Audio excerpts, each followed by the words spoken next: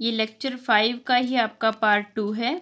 Part 1 में हम example 13 कर रहे थे, तो किसी कारण से वीडियो आपकी बीच में लिंक टूट गया था, तो वहीं से हम स्टार्ट कर रहे हैं। हम देख रहे थे question number 13, F X into F Y आपको शो करना था एफ इंटू एक्स प्लस में वाई के।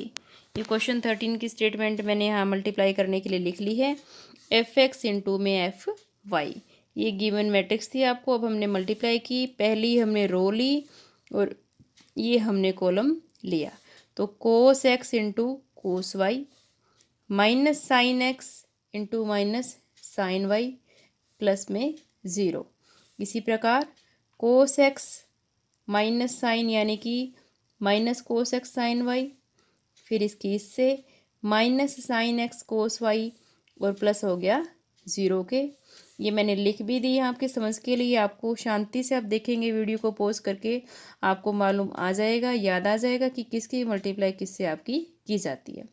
अब लास्ट स्टेप आपका किया जाएगा, कोस एक्स की ज़ीरो से वो भी ज़ीरो, साइन एक्स की ज़ीरो से करोगे वो भी ज़ीरो, और ज़ीरो की 1 से हो जाएगी वो भी आपकी ज़ीरो ही है, तो ये आपके लिख दिए मैंने ज़ीरो। इसी प्रकार हम बाकी भी की मल्टीप्लाई कर लेते हैं। ये मैंने पूरी मल्टीप्लाई कर दी है आपके लिए, आप इसको पॉज करके देख लें। हमने मल्टीप्लाई कर ली है। जो ये प्लस में ज़ीरो ज़ीरो आई है इनका कोई यूज़ नहीं है। अब आपको ये पहचानना है कि इनसे कौन से ट्रिग्नोमेट्रिक फॉर्मूले आपके बन रहे हैं।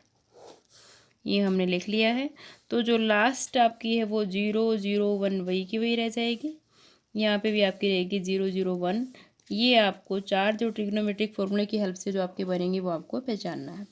पहला फॉर्मूला देखिए, ज़ीरो को भूल जाइए, cos x cos y minus sine x sine y. देखिए किसका फॉर्मूला आपका बनता है, याद कीजिए एक सेकंड। याद आया? ये फॉर्मूला आपका बन जाएगा कोस ऑफ एक्स प्लस में वाई, 11th क्लास में ट्रिग्नोमेट्री वाले चैप्टर से। अब यहाँ जब आप माइनस कॉमन ले लेंगे तो अंदर बच जाएगा cos x sine y plus sine x cos y, तो ये आपका फॉर्मूला माइनस तो कॉमन रह जाएगा, ये बन जाएगा साइन ऑफ एक्स प्लस में वाई। इसी प्रकार यहाँ क्या बनेगा, ये आपका सीधा बन ही रहा है sine of x plus y, और यहाँ ये हो जाएगा आपका, ये आगे करके ये माइनस में पीछे करके कोस ऑफ एक्स प्लस में वाई। अब आप इसको मिलाइए जो आपकी एफ एक्स गिवन थी उससे। ये आपकी एफ एक्स गिवन थी, इसको आप इससे मैच कर लीजिए। नीचे वाली जो आंसर आया है कोस कोस तो वही है, लेकिन एक्स की जगह क्या आ गया, एक्स प्लस वाई ब्रैकेट में। यहाँ भी एक्स की जगह एक्स प्लस वाई, एक्स की जगह एक्स प्लस वाई, इसीलिए ये जो आपकी मैट्रिक्स आई है वो क्या आ गई है, एफ ऑफ एक्स प्लस में वाई, यानी कि फंक्शन ऑफ एक्स प्लस में वाई। तो एफ का काम था इस तरह की मैट्रिक्स बनाना कि कोसाइन 0 0 1 इस टाइप से आए।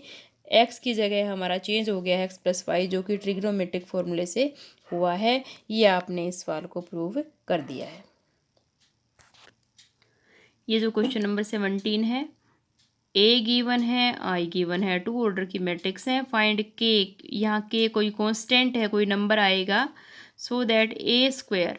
तो पहले आप ए का स्क्वायर फाइंड आउट कर लें, उसको इक्वल रख दें के इंटू ए, के को के ही रख लेना एक बार, के को ए से मल्टीप्लाई करना, तो ये मल्टीप्लाई के से करोगे ये हो जाएगा 3k माइनस 2k 4k, और ये भी माइनस 2k। उसमें से 2i को, यानी कि i को 2 से मल्टीप्लाई करोगे, 2 0 0 2, दोनों को माइनस करोगे, ए स्क्वायर के इक्वल रखोगे, और इक्वलिटी ऑफ मैट्रिक्स से हर एक एलिमेंट को, कोरस्पॉन्डिंग एलिमेंट को इक्वेट कर देना, पहले को पहले के दूसरे को दूसरे के। इस प्रकार करके आपकी के की वैल्यूज़ वहाँ से आ जाएगी। के की वैल्यू 2-3 जगह से निकाल के देखना, सेम आनी चाहिए, वही आपकी के की वैल्यू होगी। अब देख रहे हैं क्वेश्चन नंबर 18। ये आपका इम्पोर्टेंट क्वेश्चन है, one of the important questions. तो क्या है यहाँ आपका, ए में एक मैट्रिक्स आपको गिवन है, ये आपको क्लियरली हाँ अब दिख रही है, 0 -10 अल्फ़ा बाई 2, एक्स भी आ सकता है इसकी जगह क्वेश्चन में, 10 alpha by 2 0, where I is the identity matrix. आपको प्रूव क्या करना है, प्रूव आपको करना है I plus A equal I minus A, ये इक्वल होना चाहिए आपके इसके, I plus A I minus A equal होना चाहिए cos alpha minus sine alpha into cos alpha. ये हम पूरा क्वेश्चन करके देखेंगे। पहले आपको फाइंड आउट करना है, लेफ्ट हैंड साइड में दिया हुआ है आपको आई प्लस ए, ये मैंने लिख लिया है यहाँ पर। आई प्लस ए जो आपकी मैट्रिक्स है 1001 को ऐड करना है इससे, तो ये आपका आ जाएगा 1 माइनस 10α/2, यहाँ से आ जाएगा 10α/2 और ये आ गया है 1। ये आपका आ गया है आई प्लस ए, यानी कि क्वेश्चन की लेफ्ट हैंड साइड हमारे पास में आ गई है। अब आप राइट हैंड साइड को कैलकुलेट करेंगे। राइट हैंड साइड में हमें क्या निकालना है, आई माइनस ए की मल्टीप्लाई आपको करनी है cos alpha minus sine alpha into cos alpha से। ये आपको फाइंड आउट करके दिखाना है, जो कि आपका लेफ्ट हैंड साइड के इक्वल आना चाहिए।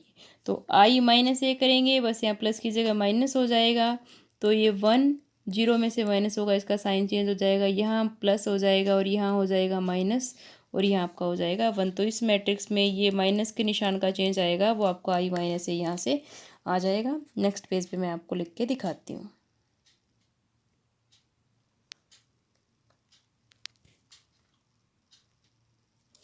ये हम लिख रहे हैं आई माइनस ए 1 10α/2 माइनस 10α/2 और 1, और इसकी मल्टीप्लाई आपको इससे करके दिखानी है। वीडियो पॉज करके एक बार आप खुद भी मल्टीप्लाई कर सकते हैं और अपनी मल्टीप्लाई को मैच कर सकते हैं। तो पॉज करके आप खुद से मल्टीप्लाई करें एक बार और फिर मेरी मल्टीप्लाई से मैच कीजिए। ये आपकी मल्टीप्लाई कर दी है मैंने, मल्टीप्लाई आ जाएगी। अब हम इसमें फॉर्मूला यूज़ करेंगे साइन अल्फ़ा और कोस अल्फ़ा का फॉर्मूला टेंजेंट α/2 की फॉर्म में। दोनों ही 11th क्लास के फॉर्मूले हैं। आप चाहें तो ये मल्टीप्लाई करने से पहले भी फॉर्मूला यूज़ कर सकते हैं और बाद में भी कर सकते हैं, दोनों से आंसर आपका सेम ही आएगा। अब जो फॉर्मूला यूज़ करना है वो मैं नीचे लिख के दे रही हूँ। अब ये आपका फॉर्मूला है cos alpha is equal to angle half हो जाएगा यहाँ पर 1 minus tan square α/2 by 1 plus tan square α/2, sine alpha is equal to 2 tangent α/2 by 1 plus tan square α/2। Denominator दोनों में सेम रहेंगे और ये आपका अलग अलग आपका हो सकता है। अब आप ये देखिए न्यूमिनेटर, अब हम देखेंगे इन वैल्यूज़ को यहाँ आपको पुट करना है। कोस अल्फ़ा की जगह ये वाली वैल्यू मैंने रख ली है plus tan α/2 into sine alpha, तो टेन अल्फ़ा की मल्टीप्लाई से करनी है, तो यहाँ आपका आ जाएगा 10α/2 ये वाला लिखा है। इसके बाद साइन अल्फ़ा की value into 2 10α/2 by 1 plus 10 square α/2। इसी तरह से सेकंड स्टेप यहाँ जो आएगा, अभी ये जो आपका सारा ही चीज़ आई है ये आपको दिख रही है दो, लेकिन ये एक ही आया है, ये आपका A11 ये वाला आपका जो एलिमेंट है ये मैंने लिखा है, कोस अल्फ़ा की वैल्यू पुट कर दी है और यहाँ आपके क्वेश्चन आपका आ गया है। अब इसी प्रकार मैं औरों की भी मल्टीप्लाई करके लिख रही हूँ, आप मैच कर लें। ये आपका पूरा मटेरियल आ गया है, मल्टीप्लाई कर दिया है मैंने चारों के चारों एलिमेंट्स को। अब आप एक बात ध्यान से देखिए, जब आप इनका एलसीएम लेकर के ऐड करेंगे तो हर जगह यही एलसीएम है 1 प्लस टेन स्क्वायर α/2, यहाँ पे भी यही है, तो दोनों का एलसीएम यही आएगा। इसी तरह से इस टर्म में भी, इसमें भी, इसमें भी, चारों में जो आपका एलसीएम है वो एक ही है। क्या वो एलसीएम है 1 प्लस टेन स्क्वायर α/2। तो एलसीएम लेकर के अब हम इन सबको कलेक्ट कर लेंगे, जिसकी मल्टीप्लाई पॉसिबल है उसकी मल्टीप्लाई कर लेंगे। ये एक स्टेप मैं आपको करके दिखा रही हूँ, फिर मैं ऐसे लिख दूँगी। ये आपने एलसीएम ले लिया है 1 प्लस टेन स्क्वायर α/2। अब आप इनको ऐड कर लीजिए ऊपर को, एलसीएम तो सेम ही है 1 minus tan square α/2 plus multiply हो गई 2 टेन स्क्वायर α/2। इसी तरह से मैं दूसरों को लिख रही हूँ। अब ये जो बाकी स्टेप्स हैं मैंने इनमें और थोड़ा सा सोल्व कर दिया है। जैसे यहाँ आप देखेंगे -2 tan α/2 प्लस का 1 tan α/2, दोनों को माइनस करके बच जाएगा आपका -10 α/2 और ये आ गया है -10³ α/2। इसी तरह से यहाँ 2 tan और यहाँ 1 tan, तो यहाँ 10 हो गया है प्लस का और ये 10³ ये 2 tan स्क्वायर में से आपका 2 tan स्क्वायर में से आपका माइनस का 10 स्क्वायर माइनस हुआ है, ये बच जाएगा आपका 10 स्क्वायर प्लस का और ये हो गया आपका 1। ये मैंने चारों को कैलकुलेट करके रख लिया है, आप पॉज करके इसको देख सकते हैं। अब इससे आगे जो स्टेप रहेगा उसमें हम क्या लिख लेंगे, 1 + 2 में से 1 गया हो जाएगा 10² α/2। यहाँ पर आप कॉमन ले लेंगे -10 α/2, तो अंदर आपका बच जाएगा 1 + 10² α/2, यानी कि यही सेम आपका बच जाएगा। इसी तरह से यहाँ 10 α/2 कॉमन आ जाएगा और ये आपका कट के 1 बन ही रहा है। इसी तरह से ये और ये दोनों 1 बन जाएंगे। यहाँ कॉमन रहेगा -10 α/2, यहाँ कॉमन रहेगा 10 α/2। अगले स्टेप में आपको करके दिखा रही हूँ। ये इस तरीके से आपका बच जाएगा। अब जो कट रहा है, जो कैंसिल हो रहा है, उसको कर लेते हैं। ये आपका पूरा फैक्टर ही कैंसिल हो गया है, यहाँ आपका 1 बचेगा। ये भी आपका पूरा फैक्टर कैंसिल हो गया है, आपका 1 बचेगा।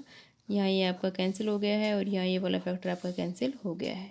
तो राइट हैंड साइड आपके पास बच जाएगी 1 - 10 α/2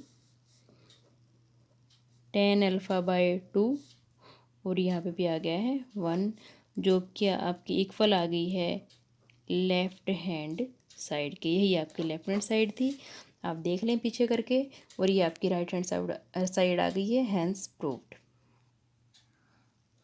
ये क्वेश्चन 19,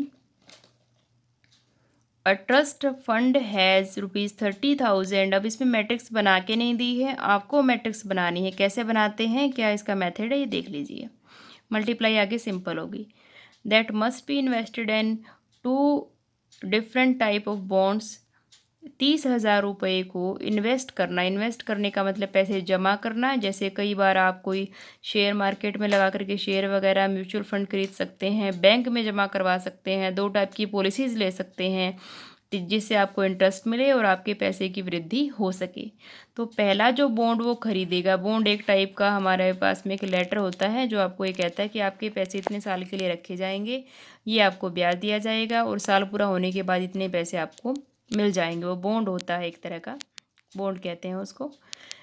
जो फर्स्ट बॉन्ड है वो पे कर रहा है इंटरेस्ट 5%, इंटरेस्ट मतलब ब्याज। जो सेकंड बॉन्ड है वो आपको पे कर रहा है 7% जो इंटरेस्ट है पर ईयर, एक साल में। Using matrix multiplication determine how to divide. 30,000 रुपये को कैसे बांटा जाए दोनों बॉन्ड में, कितना कितना आप जमा करवाओ। If the trust fund must obtain an annual total interest of, एक साल का ब्याज दोनों का टोटल, एक बार तो मिले 1800 और एक बार मिलेगा 2000। अब टोटल शब्द से एक बात समझ में आती है कि ऐसी मैट्रिक्स यहाँ पर बनने जा रही है जिसमें जो आंसर आएगा वो 1x1 की मैट्रिक्स होगी। टोटल में एक ही एलिमेंट आपके पास में आ जाएगा।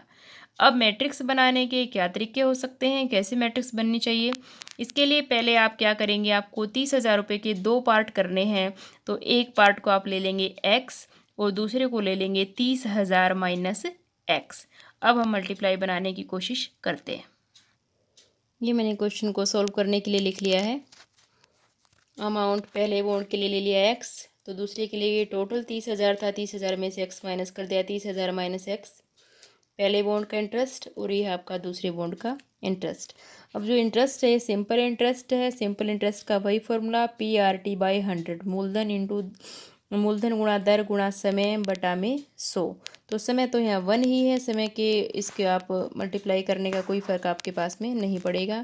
तो एक तरह से आपको पैसों को इंटरेस्ट के रेट से ही मल्टीप्लाई कर देना है। पैसे मल्टीप्लाई होने चाहिए इंटरेस्ट के रेट से। तो एक मैट्रिक्स बनेगी इसकी और एक मैट्रिक्स बनेगी इसकी। अब एक बात का यहाँ बहुत ही ज़रूरी बात, वेरी इंपॉर्टेंट फैक्ट ये आपको देखना है। अगर आप दोनों ही मैट्रिक्स को रो मैट्रिक्स या कॉलम मैट्रिक्स बना लेंगे एक ही तरह की, अब आप देख रहे हैं कि या तो मैट्रिक्स ऐसे बने या मैट्रिक्स ऐसे बने। ऐसे बनेगी तो कॉलम मैट्रिक्स और ऐसे बनेगी तो आपकी रो मैट्रिक्स। दोनों मैट्रिक्स को एक जैसा ही बना लोगे तो मल्टीप्लाई आपकी नहीं हो पाएगी। मैं एक बार आपको लिख के दिखाती हूँ।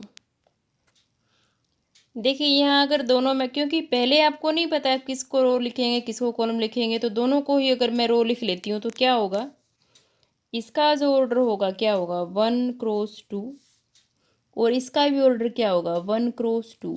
तो पहली के कॉलम और दूसरी के नंबर ऑफ रोज इक्वल आपके नहीं हुए तो मल्टीप्लाई आपकी पॉसिबल नहीं हो पाएगी। इससे बचने के लिए हम क्या करें, बी को हम ऐसे नहीं लिखेंगे, बी को आप लिख लेंगे कॉलम मैट्रिक्स के रूप में 5/100 और 7/100। अब जो इसका ऑर्डर होगा, अब रोज 2 हो गई हैं, कॉलम 1 ऑर्डर हो गया है 2 क्रॉस 1। अब आप इसके नंबर ऑफ कॉलम को इसके नंबर ऑफ रोज से मैच करेंगे, 2 हो गया है, तो दोनों इक्वल आपकी हो जाएंगी। जरूरी नहीं है आप बी को ही कॉलम में लिखें, आप ए को कॉलम में लिख करके बी को भी रो में लिख सकते हो, तभी भी आपका आंसर यहाँ पर सेम आएगा। कई क्वेश्चन ऐसे होते हैं उनमें किसी को उसको रो लिखना पड़ता है उसको कॉलम, तो मल्टीप्लाई इसका आंसर आपको दे देगी कि कौन सी मैट्रिक्स को कॉलम लिया जाए कौन सी को रो, ऑर्डर मैच करें, मल्टीप्लाई पॉसिबल है तो ही आपने इसको ठीक लिखा हुआ है, वरना आप उस पैटर्न को चेंज कर लें। आगे मल्टीप्लाई आपकी सिंपल है, आप ए बी फाइंड आउट करेंगे और जो आएगा वही आपका आंसर यहाँ पर हो जाएगा, ये एक्स और ये आपका आ जाएगा इंटरेस्ट। अब यहाँ से आपके पास में एक इक्वेशन बनेगी, उस इक्वेशन को आप किसके इक्वल रखेंगे, एक बार रखेंगे 1800 के इक्वल और एक बार रखेंगे 2000 के। मल्टीप्लाई कर लीजिए एक बार, एक्स की इससे मल्टीप्लाई होगी, ये हो जाएगा आपका 5x/100 प्लस 7 की इससे मल्टीप्लाई, 7 3 ज़ा 21, 4 0 आ गई हैं, माइनस 7x बाय में आ गया 100, तो क्या बना है आपका, ऐड कर लीजिए, माइनस 2x, एलसीएम आ गया है आपका 100।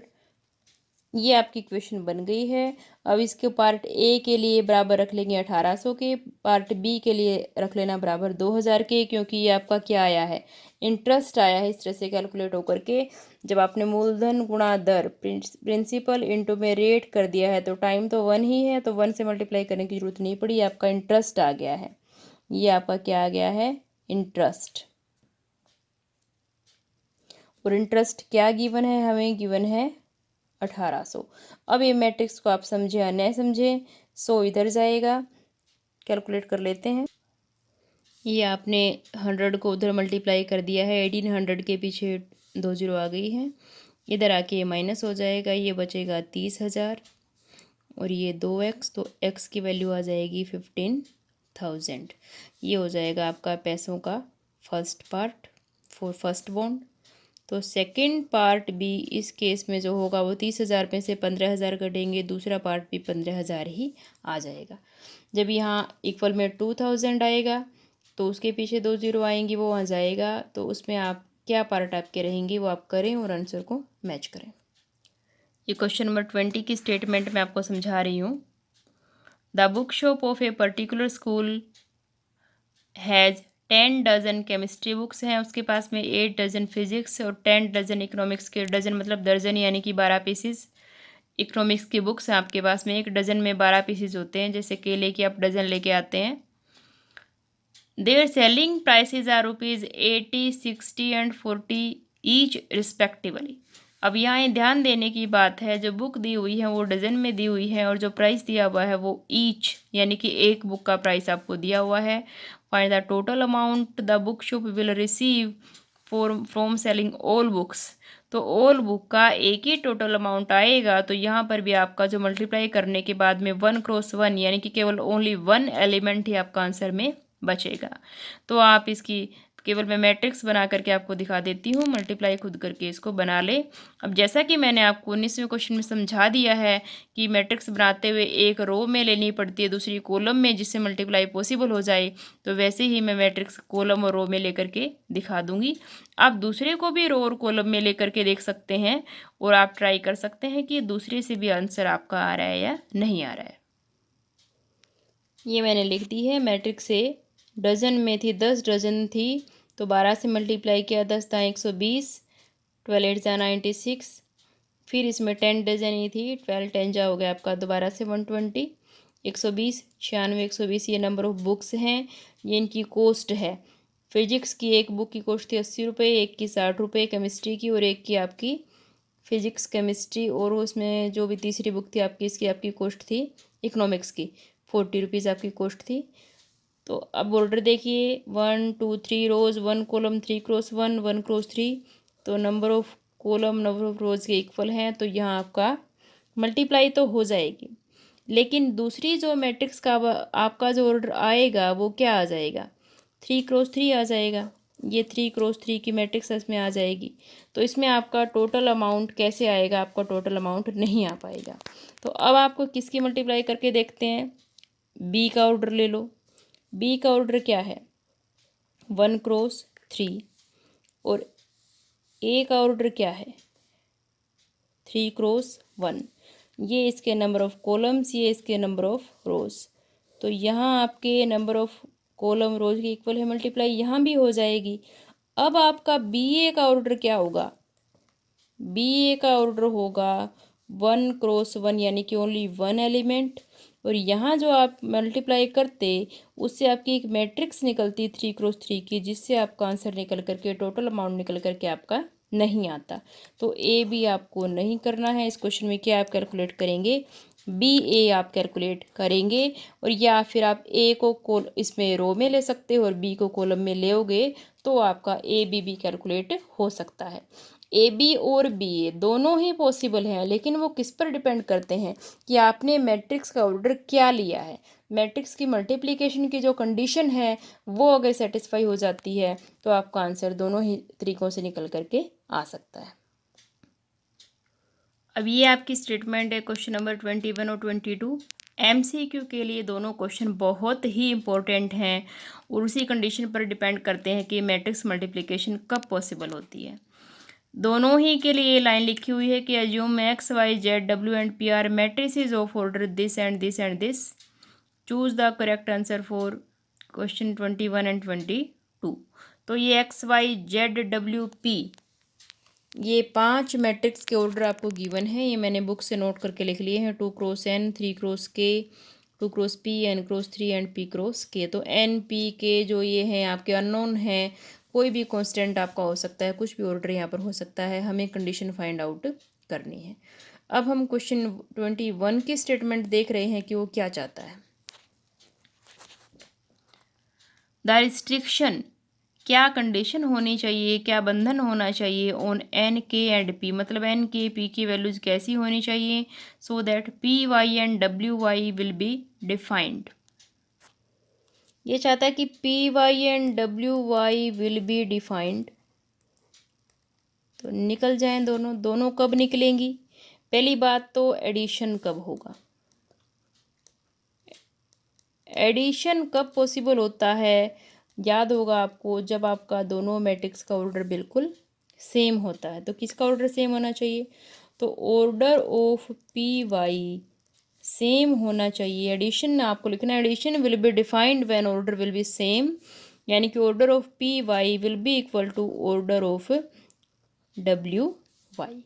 अब हम देख लेते हैं कि पी वाई का ऑर्डर क्या बनता है और डब्ल्यू वाई का ऑर्डर क्या बनता है। पहले देखेंगे पी वाई का, पी और वाई ये रही दो। पी का ऑर्डर क्या है P क्रॉस K, और वाई का ऑर्डर क्या है 3 क्रॉस K। तो ऑर्डर ऑफ पी वाई यहाँ से क्या बनेगा, ऑर्डर आपको बनाना आता है।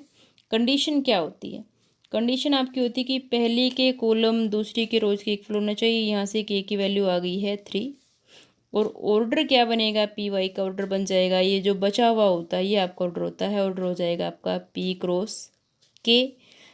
तो K की वैल्यू तो 3 आ ही चुकी है, तो ऑर्डर हो जाएगा P क्रॉस 3। अब चलते हैं डब्ल्यू वाई के ऑर्डर की तरफ। W का ऑर्डर क्या है N क्रॉस 3, ये W का ऑर्डर है, और Y का ऑर्डर वही है 3 क्रॉस K। तो यहाँ से ये दोनों तो इक्वल हैं ही, तो और क्या, तो ऑर्डर ऑफ डब्ल्यू वाई हमारे पास क्या रहेगा n cross k। Order of ये आता है p क्रॉस 3, ये आता है n क्रॉस k। तो यहाँ से आपको क्या पता लगता है कि k किसके इक्वल है 3k और p किसके इक्वल है n के। तो हमारे पास क्या आ गया 3 इक्वल टू k, यानी कि k equal to 3 and p equal आ गया है n के। ये दो कंडीशन जिस भी आंसर में मिल जाएंगी वही आपका आंसर होगा। अब आप ऑप्शन को देखिए। अब दोबारा से एक बार मैं फिर से हिंट दे रही हूँ, आपको ये एडिशन डिफाइंड करना था। हमने देखा कि इसका ऑर्डर सेम होना चाहिए। इसका ऑर्डर भी आपने फाइंड आउट कर लिया है, इसका भी फाइंड आउट कर लिया है। फाइंड आउट करने का वही तरीका है, पहली के कॉलम और दूसरी के रो तो इक्वल होने चाहिए, लेकिन जो ऑर्डर बनता है वो इससे बची हुई से बनता है। इसी तरह से दूसरी का निकाला, दोनों को इक्वल रखा, जिससे कि आपकी ये कंडीशन निकल करके आ गई है। अब हम देखते हैं कि किस ऑप्शन में ये आपका पॉसिबल है। ये आपका देखिए ऑप्शन ए में लिखा हुआ है k equal to 3 and p equal to n, k 3 और p इक्वल टू n। यही आपका यहाँ आया था k equal to 3 p equal to n। तो यहाँ आपका आंसर क्या होगा, option A is the answer. Question 22 में if n is equal to p then the order of matrix of 7x minus 5z, 7x minus 5z ये आपकी नई matrix है। देखिए 7x भी एक मैट्रिक्स है, 5z भी मैट्रिक्स है, दोनों को माइनस करके भी एक मैट्रिक्स ही बनेगी। उसका ऑर्डर क्या बनेगा यदि n इक्वल हो जाए p के, तो हम देख लेते हैं अपने। चलिए ऑर्डर क्या क्या थे, 7x का ऑर्डर बिल्कुल वही होगा जो कि x का ऑर्डर होगा। तो 7x का ऑर्डर क्या होगा, ये लिख लिया हमने 7x मैट्रिक्स। 7x का ऑर्डर यहाँ दिया हुआ है भाई, x का ऑर्डर है 2 क्रॉस n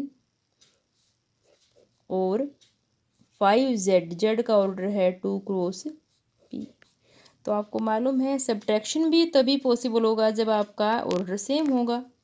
तो 2 के इक्वल है ही, और n किसके इक्वल होना चाहिए p के। तो n आपका इक्वल होना चाहिए p के। अब इसके ऑप्शंस देखते हैं, ऑप्शन में क्या देता है ये। ऑप्शंस में गिवन है p cross 2, 2 cross n, n cross 3, p cross n। अब आपका जो ऑर्डर आया था उसको देखिए, ऑर्डर दो हो सकते थे, या तो 2 क्रॉस n या 2 क्रॉस p, और n और p तो इक्वल ही है। जो n की जगह p लिखिए, p की जगह n लिखिए, तो दोनों में से कोई भी आपको आंसर पे मिल सकता है। 2 क्रॉस p या 2 क्रॉस n, पहले 2 फिर n या p। तो 2 क्रॉस n आपका ऑप्शन है, option B, and option B will be answer. तो बच्चों आपकी ये 3.2 एक्सरसाइज बिल्कुल कंप्लीट हो गई है मेरी तरफ से। आपको कोई भी डाउट इसमें बचता है, छोटा सा भी डाउट, तो आप मुझे मैसेज करें, क्वेश्चन पूछें, और आपको जल्दी से जल्दी एक्सरसाइज कंप्लीट करके मेरे पास में फ़ोटो सेंड करने हैं, ताकि हम नेक्स्ट टॉपिक जल्दी जल्दी अपना कर सकें। Thank you.